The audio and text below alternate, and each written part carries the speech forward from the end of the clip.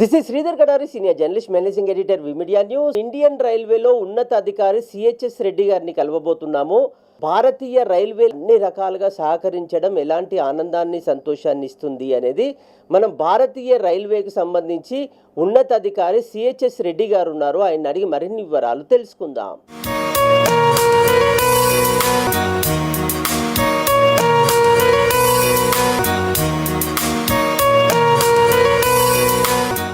నా పేరు చిలుకూరి సురంజన్ రెడ్డి. ఇప్పుడు నేను రైల్వేలో, సౌత్ సెంట్రల్ రైల్వేలో చీఫ్ ఎలక్ట్రికల్ ఇంజనీర్ కన్స్ట్రక్షన్గా హెడ్కి పనిచేస్తున్నాను. ఎలక్ట్రికల్ వింగ్ కన్స్ట్రక్షన్కి హెడ్ నేను. ముందు శ్రీధర్ గారు, thank you for inviting me for the releasing of these calendars. It is a great initiative by V Media for spreading the message of the contribution of the soldiers, the contribution of the temples to the society, to the economy, the contribution of the Indian Railways and the contribution of Swami Vivekananda as well as the Ramakrishna Math. మొట్లపల్లి గ్రామము, ఇప్పుడు జయశంకర్, భూపాలపల్లి జిల్లా. వెంకట్రామరెడ్డి, వెంకటలక్ష్మి. నాన్న రైతువే. ఇప్పుడు freedom fighter కూడా ఈ మధ్య వచ్చింది. బాపు తెలంగాణలో రావడానికి కూడా ఫాదర్ ఫ్రీడమ్ ఫైటర్. ఇద్దరు. మా అమ్మ చాలా కష్టపడింది కాబట్టి మేము ఈ స్థాయికి వచ్చాము. మా నాన్న ఎక్కువ సేవ మీద ఉంటుంది, అమ్మ కష్టపడింది. సో రెండు తత్వాలకు మాకు అలవాటాయి. నేను 10th అనేది చేయలేదు, ఇప్పుడు చెప్పినట్టు 8th, 9th, 10th క్లాస్ అని టెక్నికల్ హై స్కూల్ చేశాను. అప్పుడు నేను స్టేట్ సెకండ్ వచ్చాను. అందులో ఇంటర్మీడియట్ అనేది నేను సెపరేట్ చేయలేదు. నేను 10th ఈ సర్టిఫికేట్ మీదనే డిప్లొమా జాయిన్ అయ్యాను, స్పెషల్ డిప్లొమా ఎలక్ట్రానిక్స్ మారేడుపల్లిలో. ఆ తర్వాత ప్యారలల్గా అది చేసుకుంటే నేను ఇంటర్మీడియట్ ప్రైవేట్ చేశాను. ఇది చాలామంది తెలియదు. ఎవరైతే బీపీసీ తీసుకుంటే వాళ్ళు బాధపడుతుంటారు. ఏం అవసరం లేదు. ఒక సంవత్సరంలోనే బీపీసీ ఒకవేళ ప్రాబ్లం ఉంటే మెడిసిన్ రాకపోతే ఒకటే సంవత్సరంలో intermediate maths MPC first year second ఒకటే సంవత్సరం రాయొచ్చు. ప్రైవేట్ రాయొచ్చు, ఇంట్లో కూర్చొని రాయొచ్చు. ఇంటర్మీడియట్ నేను డిప్లొమా రెగ్యులర్ చేసుకుంటా, ఇంటర్మీడియట్ ప్రైవేట్ చేశాను. ఇంటర్మీడియట్ మీద మళ్ళీ ఎంసెట్ రాసేసి ఉస్మానియాలో ఫస్ట్ సివిల్ జాయిన్ అయ్యాను. ఆ తర్వాత మళ్ళీ ఎగ్జామ్ రాసి మళ్ళీ ఎలక్ట్రానిక్ జాయిన్ అయ్యాను. ఆ తర్వాత ఐఐటి రాసిన తర్వాత ఐఐటి ఖరగ్పూర్లో 1987లో జాయిన్ అయ్యాను. 1991లో పాస్ అయ్యాను. నాది క్యాంపస్ ఇంటర్వ్యూలో ఐఐటి ఖరగ్పూర్ ఉన్నప్పుడే బిహెచ్ఎల్ R&Dలో జాయిన్ అయ్యాను నేను 1991లో. 91 నుండి 93 నవంబర్ వరకు నేను బిహెచ్ఎల్ ఉన్నాను. ఆ తర్వాత 1992 ఇంజనీరింగ్ సర్వీస్ ఎగ్జామ్ ద్వారా రైల్వేస్ జాయిన్ అయ్యాను. 92లో నేను సివిల్ సర్వీస్ ఎగ్జామ్ కూడా రాశాను. అందులో 300 ర్యాంక్ కూడా వచ్చింది. అయితే అప్పుడు మండల్ కమిషన్ వచ్చిన తర్వాత మనకి నేను రైల్వే ఆల్రెడీ ఉన్నా కాబట్టి ఇన్కమ్ ట్యాక్స్ వరకే ఆప్షన్ ఇచ్చాను. సో ఇన్కమ్ ట్యాక్స్ రాలేదు కాబట్టి నేను రైల్వేలో ఉండిపోయాను. ఇప్పుడు ఆల్మోస్ట్ 1994 ఫిబ్రవరిలో జాయిన్ అయ్యాము. 31 సంవత్సరాలు ఆల్మోస్ట్ దాటిపోతుంది. 10th క్లాస్కి వచ్చినప్పుడు ఉన్నప్పుడు అప్పుడు ఈ కొన్ని మ్యాగజైన్ చదివేవాడిని. అందులో ఎప్పుడు ఐఏఎస్ గురించి వాళ్ళ గురించి వచ్చేవాడు ఒక కళ ఉండేది నాకు. ఏది ఐఏఎస్ ఆఫీసర్ కావాలనేది ఉండేది. అందుకే నేను ఐఏఎస్ 4 సార్లు కూడా రాశాను. ఆల్మోస్ట్ దగ్గరికి వచ్చి వెళ్ళిపోయాను. సో అది ధ్యేయం ఉండే. అలాగే ఇక మిగతా ఇంజనీరింగ్ అనేది అది నార్మల్గా భయపడకు వచ్చేసింది. చాలా ఆనందంగా ఉంది. నేను Indian railway service of electrical engineer ఉన్నాను.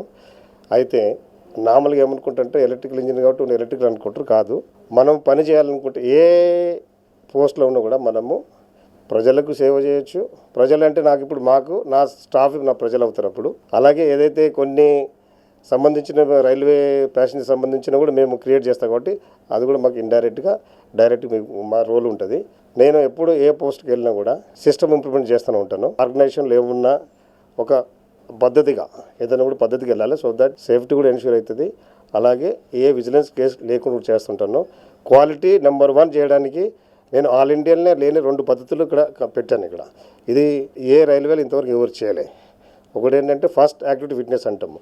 ఇప్పుడు ఒక యాక్టివిటీ ఉంది కన్స్ట్రక్షన్ ఏదైనా కూడా. మామూలుగా ఏమవుతుందంటే ఆ వర్కర్ని బట్టి సూపర్వైజర్ ఉంటుంది. రకరకాలు వస్తుంటారు డిఫరెంట్ ప్లేస్ నుండి. నేనేమేం చేశామంటే మాకు ఏం కావాలనేది నేను ఫస్ట్ ఫస్ట్ యాక్టివిటీ చేసేటప్పుడు దానికి సంబంధించిన అందరు పండితులు వస్తారు. మా ఓపెన్ లైన్ ఉంటుంది, టీఆర్డీ అంటాము. మా కన్స్ట్రక్షన్ వస్తారు, కాంట్రాక్టర్ ఉంటారు, అందరూ వచ్చేసి అప్పుడు ఇది కరెక్ట్ పద్ధతి ఏంటి, సేఫ్టీ ఏంటి, క్వాలిటీ ఏంటి, పద్ధతి ఏంటి అనేది మొత్తం డీటెయిల్గా ఒక రిజిస్టర్లో ఎంట్రీ చేసేస్తాము. దాని ప్రకారమే చేయాలి. దానివల్ల ఏమవుతుంది, యూనిఫామ్ క్వాలిటీ వచ్చేస్తుంది, సేఫ్టీ వస్తుంది, యూనిఫామ్ క్వాలిటీ వచ్చేస్తుంది. ఈ పద్ధతి ఇంతవరకు ఎవరు ఇంప్లిమెంట్ చేయలేదు. ఫస్ట్ యాక్టివ్ విట్నెస్ కాన్సెప్ట్ నేనే ఇన్వెంట్ చేశానది. This we are implementing in Indian Railways electrical department. Similarly SOP system ఉంటుంది, స్టాండింగ్ ఆర్డర్ బుక్. మీరు అందరూ చూస్తే రైల్వేలో సేఫ్టీ యాక్సిడెంట్లు అవుతూనే ఉన్నాయి. నేను ఇంతకుముందు చైర్మన్ రైల్వే బోర్డు కూడా ఇచ్చాను. నేను చాలామందికి నా పేపర్ ఇస్తూనే ఉంటాను. There is one system called standing order book. Failure ఎందుకైతే 3 రకాలు ఉంటుంది. ఒకటి నాలెడ్జ్ లేక, ఇగ్నరెన్స్. రెండోది అలర్ట్నెస్, అని నాలెడ్జ్ ఉంది కానీ మొమెంటల్ ఆ టైంలో అలర్ట్నెస్ మర్చిపోతాడు. మూడోది లేజినెస్ లేకపోతే కేర్లెస్, క్యాజువల్నెస్. ఈ 3 రకాల స్టాఫ్ ఉంటారు. ఎన్ని ఆర్గనైజేషన్లు 3 రకాలు ఉంటారు. మోస్ట్ ఇంపార్టెంట్ ఏంటంటే ఇగ్నరెన్స్, నాలెడ్జ్ లేక చాలా వరకు యాక్సిడెంట్ కానీ ఫెయిల్యూర్స్ కానీ దాని గురించి తెలియక అయ్యేటి ఎక్కువ ఉన్నాయి. ఎందుకంటే ఆర్గనైజేషన్లో ఎప్పటికీ ఫ్లక్స్ అవుతుంటే స్టాఫ్ కొందరు రిటైర్ అవుతుంటారు, కొత్త వాళ్ళు వస్తుంటారు, డిపార్ట్మెంట్ ఇంకోటి ట్రాన్స్ఫర్ అవుతుంటారు, రకరకాలు నడుస్తూ ఉంటాయి. ఇప్పుడు ఒక యాక్సిడెంట్ మనం ఏం చేస్తుంటామో స్పెషల్ డ్రైవర్ లాంచ్ చేస్తాం. ఏమవుతుంది స్పెషల్ డ్రైవర్ అప్పటి వరకు ఆ టైం ఎవరైతే మంచి ఉన్నారో వాళ్ళకి మాత్రమే ఆ పర్టికులర్ 2-3-4 విషయాలు మాత్రం చెప్తారు.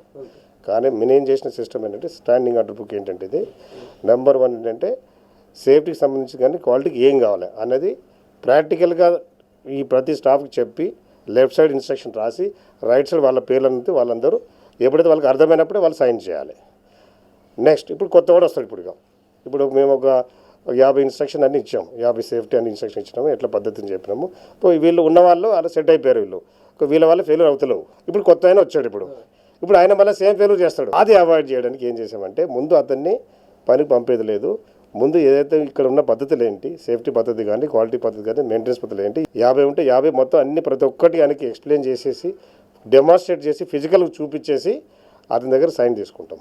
అప్పుడు ఏమవుతుందంటే ఈయన ముందు ఫుల్లీ ప్రిపేర్ అవుతాడు. ఇంతకుముందు చేసే మిస్టేక్లు ఈయన చేయడు. ఈ ప్లేస్లో ఉన్న ఏదైతే మిస్టేక్ ఇంతకుముందు అయినావో అవి కంపల్సరీ కాకుండా ఉంటాయి. మనము వేరే దగ్గర ఫెయిల్యూర్ కూడా తీసుకొచ్చి కూడా మనం ఎక్స్ప్లెయిన్ చేస్తున్నాము.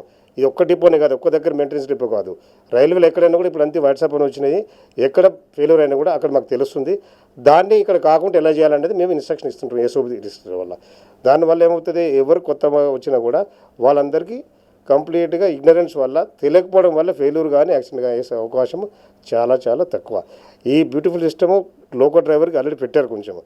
దీనిని మొత్తం టోటల్గా ఇంప్లిమెంట్ చేస్తున్నాం. మా కన్స్ట్రక్షన్ కూడా ఉంది. ఇప్పుడు ఇది క్వాలిటీ రావడానికి కూడా మేము ముందే 4-1 చేస్తుంటాము. ఏం కావాలో సేఫ్టీ కానీ క్వాలిటీ కానీ. మాకు కొత్త ఇప్పుడు ఒక ప్రాజెక్ట్ మేనేజ్ కన్సల్టెన్సీ ఉంది, సూపర్వైజర్ రిక్రూట్మెంట్ చేస్తుంటాము. అతను రాగానే ఫస్ట్ మేము అక్కడ పంపించాము సైట్కి. ముందు మేము ఆఫీస్ తీసుకొచ్చాను, 1 వీక్ ప్రాక్టికల్ ట్రైనింగ్ మొత్తం ఇవన్నీ మా సిస్టమ్ వర్కింగ్ ఏంటి, ఇక్కడ క్వాలిటీ అష్యూరెన్స్ ఏంటి, మెజర్ స్టేట్మెంట్ ఏంటి, ఇవన్నీ ఫిజికల్గా సిగ్నల్ స్టేషన్ తీసుకెళ్ళి చూపించి అతన్ని ఫుల్లీ కంప్లీట్గా ఎక్విప్ చేసేసి మాకు కావాల్సిన సేఫ్టీ క్వాలిటీ ఎలా రావాలి దానికి చెప్పేసి ఆయనకి ఫీల్డ్ పంపిస్తున్నాం. మా సతమని పేరు మమత, పిల్లలు పెద్దవాడు పేరు లోహిత్ రంజన్ రెడ్డి, చిన్నవాడు మనోజ్ భాస్కర్ రెడ్డి. నా విజయాల పేరు ముందు భగవంతునికి ఇంత అవకాశం ఇచ్చినందుకు, తర్వాత తల్లిదండ్రులకి, ఆ తర్వాత భార్యకి, కుటుంబానికి.